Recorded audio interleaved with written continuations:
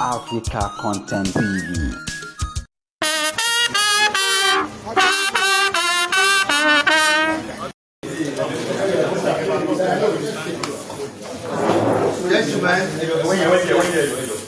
Allow the plane.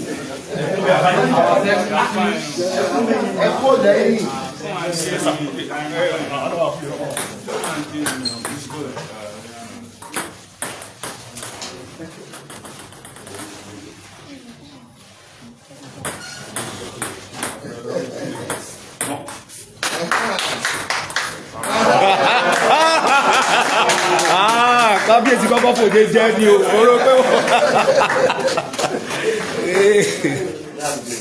Oh my God. Come on. Was my favorite sport in secondary school.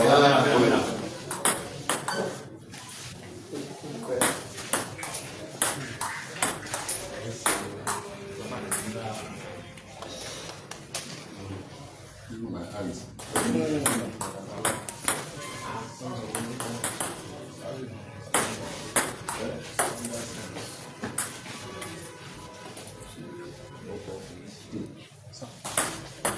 Wow. Whoa.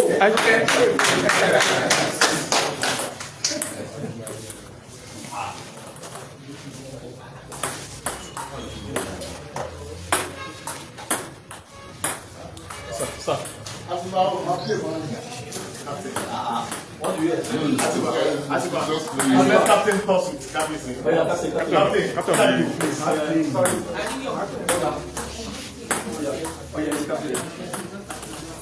Just 1 minute. Wow.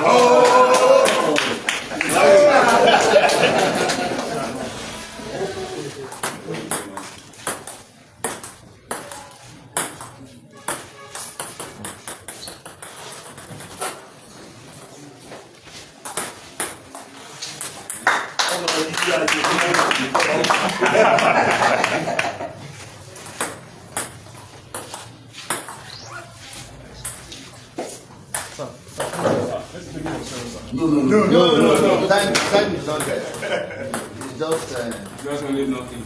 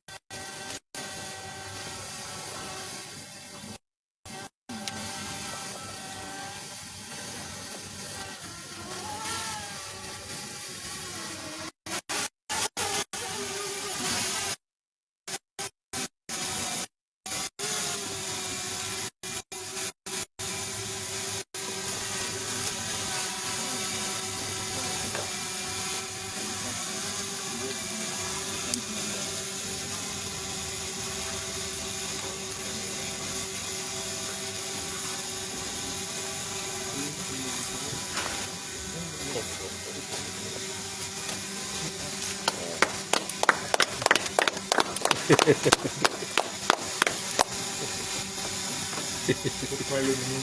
lady, my lady, would you like to go on? Hey, ẹgbẹ́ fóònù yẹn sẹ́yìn.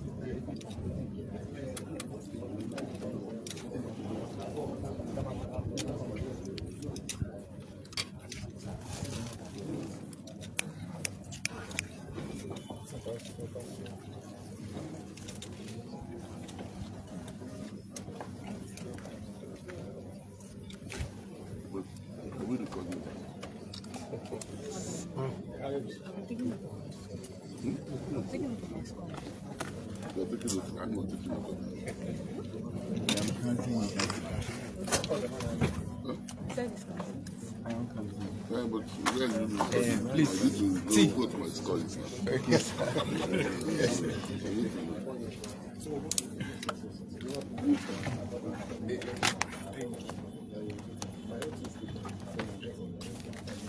So, I just say like a kilo. What was the score in your head? Scores this thing. No, 14. All right, then. No problem. All right. I'll just play some more moves. Go fast. Let's move.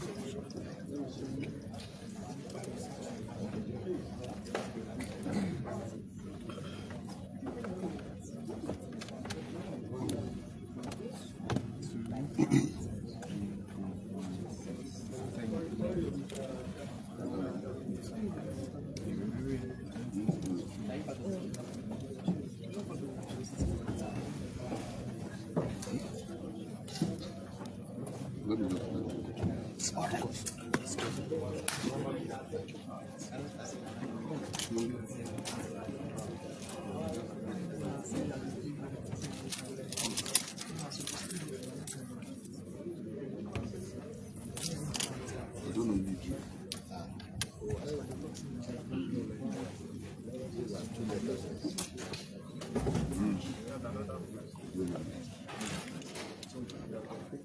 You don't have your dictionary. Okay, you use online dictionary.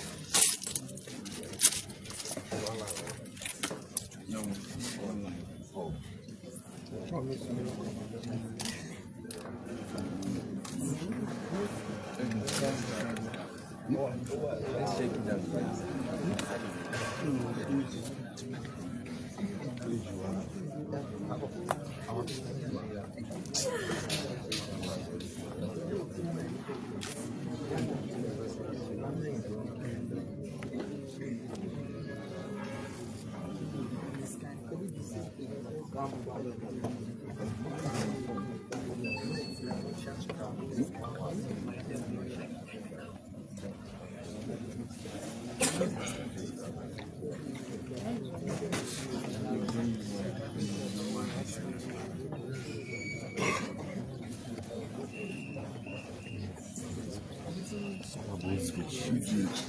Scrabble English.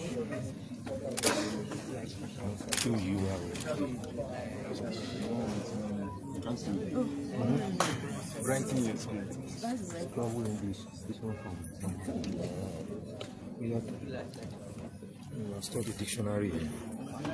Scrabble dictionary. So I want to meet that long time. I can probably read it.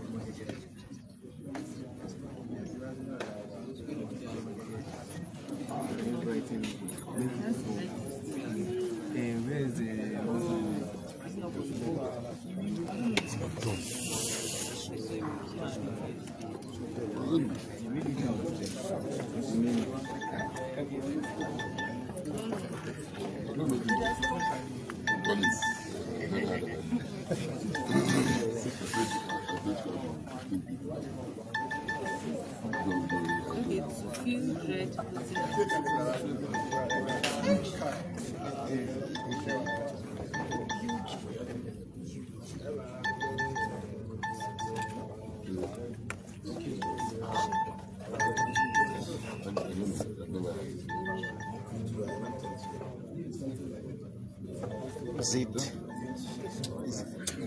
Is it Scrabble English? yes. Scrabble English. Yeah, There is different English for Scrabble.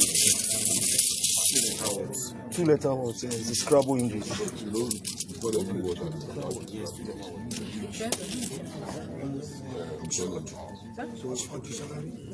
There's a Scrabble dictionary. There's a Scrabble dictionary.